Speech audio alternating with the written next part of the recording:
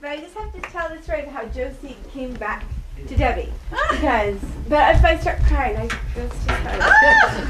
So, Cam took lessons from Debbie. We had asked all sorts of musicians, and they all said, there's really no one as good as Debbie Thompson. So I called and she agreed.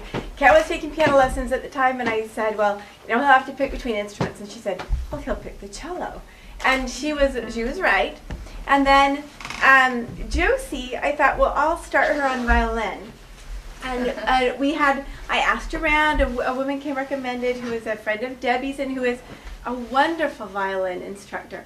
And I took Josie week after week, and after about 5 minutes, Josie would lay on the floor, which is not characteristic of her to be non-compliant, non-responsive. So Esther said, well, maybe she's not ready for a half-hour lesson. So 15-minute lesson still, about 5 minutes, Josie lay on the floor. And so finally I took Blake's mom to the lesson with me, and she said, wrong instrument, wrong teacher.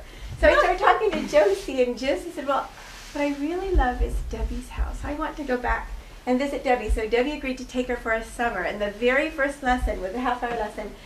And all at once Debbie said, time to pack up and go. And we'd been there a half hour just playing.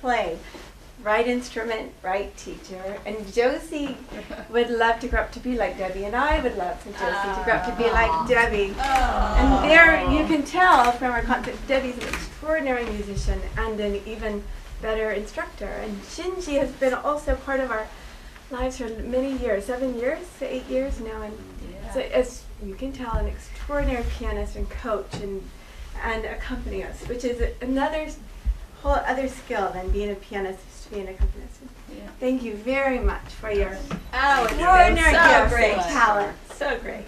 We expect to see you again and again and again. Of course, absolutely. Good job,